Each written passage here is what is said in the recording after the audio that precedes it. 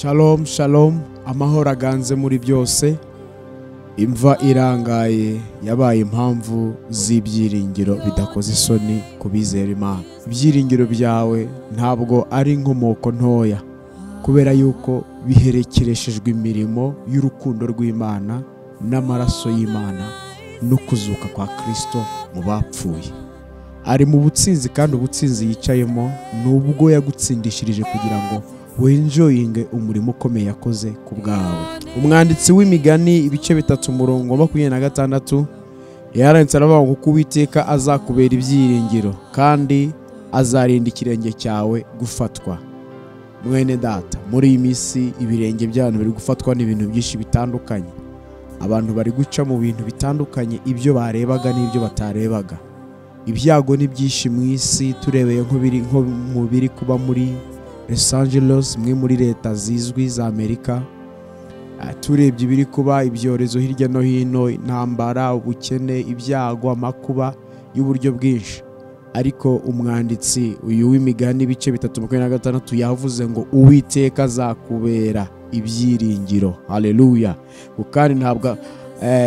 Kandi azarinda ikirenge cyawe kidafatwa. Imana irindi ibirenge byawe gufatirwa mu byago n'amakuba biri muri iki gihe cya none kandi byahozeho. Uwiteka Imana akubere maso mu buryo bwose. Imana igihinduka ibyiringiro byacu mu gihe abantu tutatekerezaga. Imana igiseruka igatabara ahantu tutumvaga yuko hari ubundi butabazi we bwa buhari. Ijambo ibyiringiro ni ijambo rikomoka mu gihe burayi byitwa yaha, ariko hari mu binyejana by'ahambere. Nyuma baza kurihindura mu Kigiriki bavuga ngo yitwa elpis. Elpis ni ijambo risobanura gutegereza kandi utegerezanyije ibyiringiro. Abantu benshi bakunda gucika intege bagasubira inyuma, bakumva ko Imana itari kureba intambwe z'ubuzima bwayo. Ariko uyu mwaka Uwiteka kwitayeho. Uwiteka yitaye ku ntambwe z'ibirenge byawe kandi azarinda ibirenge byawe kugira ngo bidafatwa. Iri jambo elpis, ERPIS, bisobanuye ibyiringiro bidakorwa n'isoni, ibyiringiro by'ukuri, ibyiringiro bidashidikanywaho. Impamvu dukoresha iri jambo mu Cyongereza bavuga hope, impamvu dukoresha iri jambo ibyiringiro nuko hari ibintu Imana iba yarabanjije gukora bikatubera ikimenyetso cy'uko n'ibindi izabikora. Niyo mpamvu dukoresha ijambo ryitwa ibyiringiro. Haleluya. Ibyiringiro byawe rero ni umushorera ugiye kugushorera akakugeza mu bundi buhamya, kandi akakugeza mu yandi mashimwe. Umwanditsi Paulo yaranditse afunze ari i Roma, ari muri prison, yandikira itorero ry'Abafilipi arabwira ngo ntegerezanye ibyiringiro. Abafilipi 20 ngo kuko ntegerezanye ibyiringiro ko ntazakorwa n'isoni z'ikintu icyo ari cyo cyose. Haleluya. Muri detail nta soni zizakora ubuzima bwawe, kubera ko Uwiteka Imana azakubera ibyiringiro. Ikindi umwanditsi yabitubwiye ngo azarinda ibirenge byawe bidafatwa. Imitego izaba mu nzira ntizagufata, imitego y'ibibi ntizagufata, imigambi y'umwanzi ntizagufata. Nawe ubwawe utangire gusenga nk'umuntu ufite ibyiringiro mu Uwiteka. Hahirwa abantu Uwiteka abera ibyiringiro, bene abo ngabo ngo baba bakomeye. Haleluya. Baba bakomeye bashikamye, ntago bajya bakangwa n'ibintu byose bije, bafite amakuru yizewe. Arandika arabwira ngo ntabwo nzakorwa n'isoni z'ikintu icyo ari cyo cyose. Bibiliya King James Version niyo irasekeje, iyo iravuga ngo in nothing I will be ashamed, ngo nta kintu na kimwe muri cyo nzakorwamo n'isoni.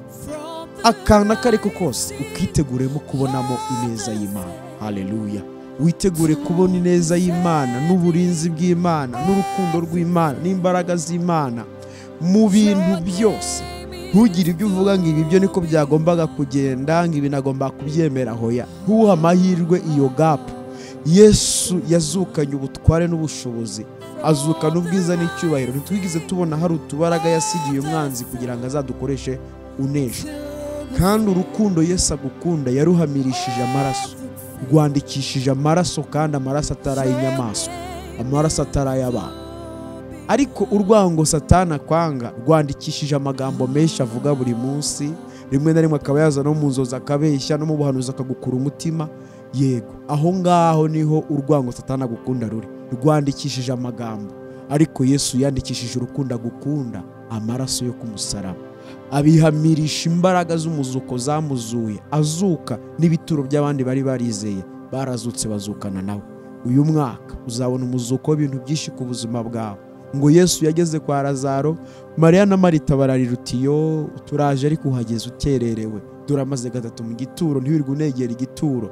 Aravuga hoya, munkundire mukureho igituro, mbereke ko ari nge kuzuka n'ubugingo, kandi kunyizera naho yaba yapfuye namuzura. Uyu mwaka we Yesu agiye kugaragara mu bintu byawe byinshi cyane. Yesu agiye gukora mu buzima bwawe mu buryo budasanzwe.